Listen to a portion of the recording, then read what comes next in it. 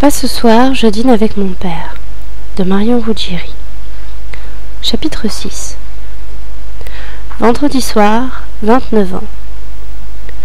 Nous dînons avec ma grand-mère, exceptionnellement, pas de table d'angle, mais une table pour 4, posée comme la pièce maîtresse d'une exposition, au centre du restaurant. Elle s'est habillée avec soin, comme à chaque fois qu'elle nous voit, c'est-à-dire rarement, peut-être 2 fois par an. Elle porte son chemisier de soie blanche à la Vallière et la veste en grosse maille noire que lui a offerte mon père. Une longue jupe en gabardine légèrement fendue sur le côté qu'elle prend garde de fermer en s'asseyant. Et des bas beige en soie qui plissent un peu sur ses chevilles et ses pieds creusés par les veines et les années. Elle a l'élégance des gens modestes qui, à l'époque, s'habillaient sur mesure. Le prêt-à-porter étant réservé aux grands magasins et aux gros porte-monnaies. Pas un de ses vêtements, à l'exception de nos récents cadeaux, n'a moins de 30 ans. Sac à main et souliers sont soigneusement rangés, entretenus, portés chez le cordonnier. Je vois bien ce qu'elle a dû être. La silhouette est toujours en place, grande, solide, nerveuse. Une force de la nature. Je l'entends encore avec sa gouaille de bistrotière qui me parle de ses cousins angliches de Barneville, les James, prononcés Jam, comme Jeanne avec un M. Des maigreuses et des douces côtes, voilà comment qu'on les appelait, les rouquins. Il n'y avait pas grand-chose à manger dessus. Elle devait aussi compter parmi les maigreuses, mais sensuelles, avec une belle poitrine, des lèvres en cœur, des pommettes hautes, des cheveux noirs très épais et des yeux myosotis légèrement renfoncés dans leurs orbites. Je me suis toujours demandé si c'était pour rendre moins ostensible ce que la nature lui avait donné, ou bien parce que la personne ne lui avait jamais dit « tiens-toi droite », ou encore parce qu'elle avait tant trimé à la ferme, et bien après, que ma grand-mère se tenait voûtée. Les hommes de sa famille, les oncles du bled, devaient être pareils, de beaux bossus. Eux qui, après le repas du midi, poussaient leurs assiettes du coude pour s'endormir sur la table, écrasés 10 minutes, la tête logée dans le repli du bras. Ma grand-mère était d'ailleurs née sur cette même table en bois, comme en attestait son acte de naissance rédigé à l'encre d'une main tremblante et d'une écriture chaloupée, pour ne pas dire voûtée, il y a à peu près 80 ans de cela. L'âge aidant, elle se pliait de plus en plus et avait parfois les épaules parallèles au sol. Un jour, elle va mourir comme elle est née, en paysanne. Elle va tomber et puis voilà. Son fils, dans l'espoir de repousser cette fatalité, se muscle la colonne vertébrale 3 fois par semaine en salle, plus 1 heure de natation le dimanche. J'ai compris l'importance que revêtaient nos rares entrevues à ses yeux, le jour où mon père voulut, in extremis, annuler un d'honoraires dîner. Jeanne à l'autre bout du fil. Elle avait déjà pris rendez-vous chez son coiffeur. Ma grand-mère se fit une mise en pli avant de nous voir et colore son épais carré de noir. Je l'imagine, chez elle, se pomponner bien à l'avance, fermer le gaz, éteindre les lumières, enfiler son pardessus, sortir son peigne de son étui pour mater les dernières mèches rebelles devant la petite glace de l'entrée et attraper un à un les bijoux dans la coupelle posée sur l'étagère. Sa montre en argent, sa bague assortie et les dormeuses qu'elle tient de sa mère. Une femme amoureuse que le curé a refusé d'enterrer dans son cimetière parce qu'elle avait eu 3 filles avec un homme marié. Finalement, après bien des transactions, il fut décidé que le corps en attente de mon arrière-grand-mère serait inhumé dans sa paroisse de naissance, loin de la honte et des cendres de l'homme qui partagea son lit. À cette époque, dans ce joli petit coin de ciel de Normandie, les convenances étaient non seulement cruelles, mais elles avaient la peau dure au-delà de la mort. Et ma grand-mère, qui avait vécu au quotidien l'infamie d'être une bâtarde, reproduira, aussi sûrement que les chiens ne font pas des chats, la même situation. Des enfants sans père. À cette différence près qu'elle est partie. Désormais, là où les dunes de Carteret expirent, là où le sable fait place à la terre bombée et mousseuse des bords de côte, ne reste plus que cette tombe, un nom et 2 dates. Naissance et mort, anormalement rapprochées. Mon arrière-grand-mère est morte à 40 ans d'une maladie qui ne tue plus personne aujourd'hui. Mais il reste une bonne âme, une cousine éloignée, un patronyme anglais peut-être. En Normandie, tout le monde est un peu anglish, a coutume de dire mamie. Pour fleurir sa mémoire de chrysanthème en plastique, dont les couleurs ont fini, elles aussi, par se faner. Ce soir, elle fait vieille dame. Ses joues duveteuses sont rougies par la chaleur et le vin. Dans ses yeux, les vaisseaux sanguins se livrent à de terribles batailles, et c'est à peine si l'on peut voir encore le bleu de ses yeux. Elle a oublié de poser son sac à main à ses pieds et s'arc-boute dessus comme un vieux chien. Elle a perdu le fil de sa conversation. Elle croit avoir vu son fils à la télé dans une publicité. C'était toi, non? Regard gêné de mon père qui se demande si elle a perdu la tête. Par curiosité, je demande de quelle publicité il s'agit. Ma grand-mère ne sait plus. Quelque chose pour les dents. J'ai la vision fugace d'une vieille comédienne ronde et frisée qui vantait les mérites d'une prothèse dentaire avec un charmant accent titi. On voyait la prothèse couler lamentablement dans un verre à dents plein de bulles, signe de la réactivité du produit. « Si ce n'est pas toi, c'est ton sosie, » dit-elle, l'air coquin, comme une mère qui aurait pris son fils la main dans le pot à confiture. Elle y croit vraiment. Mon père rougit, pouffe de rire et change de sujet. Mais elle revient à la charge. « Oh, écoute, ne me dis pas que c'est pas toi !» Le ton est monté d'un cran. Elle a les babines retroussées, cette fois-ci, elle le tense, imperceptiblement vexée par sa réticence. Au bout d'un moment, les vieux, comme les adolescents, finissent par voir ce qu'ils veulent, par créer leur propre réalité pour rendre la violence de leur exclusion plus supportable. Leur monde se rétrécit, se recentre sur l'essentiel. Le chien, la télé, les géraniums, les travaux de la rue d'en bas, le rendez-vous chez le docteur. Ma grand-mère, à force de vivre cloîtrée dans son 2 pièces et de se tirer les cartes pour y lire l'avenir de son fils, a fini par voir mon père à la télé, dans une publicité qui plus est. Rien que de très logique, puisqu'il dirige, et c'est presque un pléonasme pour un homme de sa génération, une agence de publicité. Mon autre grand-mère, dans la même veine, s'était persuadée que John McEnroe descendait d'une lignée de juifs askénazes, tout comme Léonard de Vinci. Laissée seule par la mort de mon grand-père, elle n'est plus sortie de chez elle depuis le jour où la municipalité verte a abattu tous les arbres du boulevard Gambetta pour y faire une voie de bus à contresens. 50 ans qu'elle traversait la tête à gauche. Il était trop tard pour devenir droitière. Les Verts, comme tous les dictateurs, glorifient la nature mais ont le naturel en horreur. Ils ont élagué ma grand-mère comme une vieille branche au nom de leurs principes, des espaces civilisés et des pistes cyclables. Ça ferait rire les Chinois qui, après 50 ans de vélo forcé, polluent à tout va. Après l'avoir retrouvée à terre, baignant dans une mare de sang, en vie mais sérieusement mise à mal par une attaque cérébrale, nous avons fini par l'interner loin de chez elle, dans une maison de retraite. L'accident ou le déménagement, je ne sais, l'a laissée muette. Longtemps, je me suis demandé si nous avions bien fait de la sauver, sans trop savoir si c'était pour son bien à elle ou pour notre repos à nous. Je me pose encore parfois la question aujourd'hui, lorsque nous lui rendons visite dans sa petite chambre du rez-de-chaussée, où le temps ne vaut plus un copec et que l'odeur âcre nous saute au nez. Vive la fenêtre!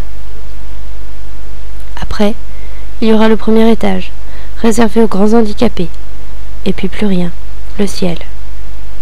Un événement m'a pourtant fait changer d'avis. Elle allait de plus en plus mal.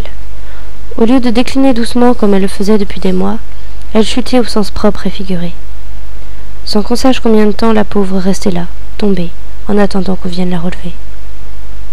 Un jour, une infirmière plus attentive que les autres découvrit qu'elle ne déjeunait plus à sa table habituelle, à cause d'une camarade indisposée par sa manière de manger. Quand je repense à la farouche indépendance de ma grand-mère, à sa coquetterie légendaire, à ses photos en bibi à voilette, ses cache-mains de renard, son violon qu'elle tenait fièrement dans sa longue robe noire. Bref, l'infirmière lui dénicha une autre table, avec des inconnus plus fracassés encore, qui l'acceptèrent parmi eux, lui redonnant ainsi un semblant de position sociale. En quelques jours, elle retrouva des couleurs, de l'appétit, goût à la vie. Jusqu'à la dernière minute, on s'accroche. La curiosité. On ne sait jamais. Mon père dément doucement, boit une gorgée mais semble inquiet. Ma grand-mère a commandé une belle portion de foie de veau avec des épinards. J'aime bien qu'elle parle de portions dans ce restaurant si distingué où l'on a toujours faim en sortant.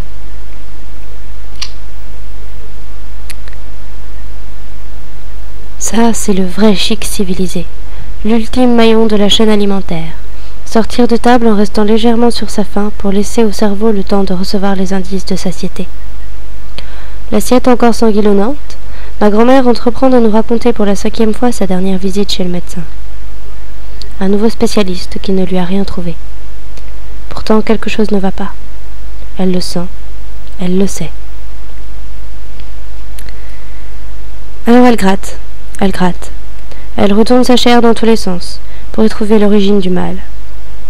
Contrairement à mon père, elle appartient à une autre génération, à un autre milieu, des gens qui pensent qu'à 80 ans, eh bien, il est temps.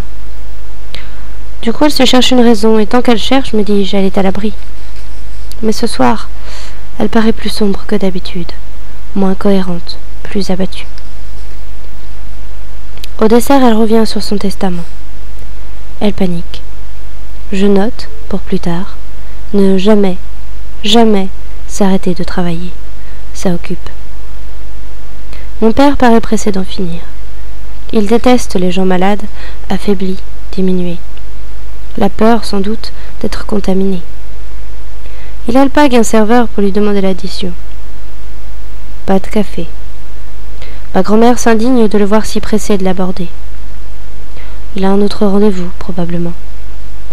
Mais il doit encore nous raccompagner. D'abord moi, chez ma mère dans le 16e, puis elle dans le 19e. Il a déjà son manteau sur le dos. Ma grand-mère se lève, reprend ses esprits, enfile son chandail et son paletot. Il ouvre la porte de la voiture, garée au coin de la rue entre les clous. Une grosse voiture anglaise, son premier achat de jeune homme riche. Il referme la porte doucement après avoir relevé son manteau. Je monte à mon tour de son côté et m'installe derrière. Démarrage, clignotant, ça sent bon le cuir. La voiture prend sa vitesse de croisière. Les arbres de l'avenue M, feu rouge, virage à droite. Les réverbères, gauche. L'Arc de Triomphe, droite. Le bois. J'ai habité près du bois de Bologne toute mon enfance. La voiture continue. Nous traversons le bois et mon père se gare devant les travelots. Je ne sais plus à quand remonte cette tradition. La première fois qu'il m'a emmené voir les putes. Petite, j'allais aux putes comme d'autres au jardin d'acclimatation. On s'y rendait comme ça, juste pour voir le soir. Rue Saint-Denis, qui à ce temps-là n'était pas piétonne, où l'on trouvait de la professionnelle à l'ancienne, avec petits chiens et moumoutes en panthère. Place Dauphine, et au jardin d'acclimatation. Une fois, nous avons emmené mamie voir les embouteillages, les jambes prises dans les phares, les seins durs qui explosent les chemisiers noués, les cheveux synthétiques et criards, les petites camionnettes blanches. J'ai toujours rêvé d'habiter une caravane, aux rideaux fleuris. Et le bois, tout noir. Nous devions former un curieux attelage. Un bel homme de la fleur de l'âge, une vieille dame voûtée et une petite fille dans une voiture qui coûte le PNB du quartier. Mais personne ne semblait nous prêter attention, à moins que je n'ai rien remarqué. D'aussi loin que je me souvienne, j'ai toujours redouté le cirque, Guignol, les clowns, les fauves apprivoisés, mais aussi les fêtes foraines, les parcs d'attractions, les patinoires, tous les paradis artificiels. Moi, j'aime le bois, la vie. Parfois, il m'emmène ailleurs, une rue du 17e ou du 18e arrondissement, une vitrine tapissée d'un vilain miroir ou de papier noir. À l'intérieur, on y vend des vidéos porno. Mon père me laisse quelques instants flâner dans les allées. Je suis l'unique fillette de la boutique, l'unique fille tout court, et ma seule présence suffit à faire changer les hommes de stand. Je regarde 2 ou 3 cassettes, histoire d'eau, avant de rejoindre la caisse pour l'attendre. Je suis fière qu'il me traite comme une grande, même si je ne comprends pas vraiment. Mon père a toujours considéré qu'il ne fallait pas cantonner les enfants à un univers de bébés. Il m'emmenait tous les ans au musée des Offices à Florence, berceau de l'individualisme et de la bella figura. Il me traînait là-bas, pas tant pour l'homme aux gants, l'un de ses tableaux préférés, que pour me montrer ce passage qui relie par-dessus l'Arno les offices au palais Pitti. En cas de guerre, de coup d'État, de feu, les Médicis pouvaient s'enfuir de l'autre côté du fleuve. Mon père, boxeur émérite depuis qu'un genou malade l'avait privé de karaté, a toujours été fasciné par l'histoire, la guerre, la religion, le courage physique et le sexe, la vitalité. Toutes ces choses, il voulait me les faire entrer dans le crâne, violemment si nécessaire, me provoquer, que je ne meure pas comme la petite bourgeoise que je suis, blanche et enrhumée l'hiver, que je sorte des manières distinguées et des non-dits de ma mère, que je vois les hommes et les femmes comme ils sont, des êtres de sang et de chair, mauvais ou bons, mais capables de grandes choses, que je ne sois pas comme les autres.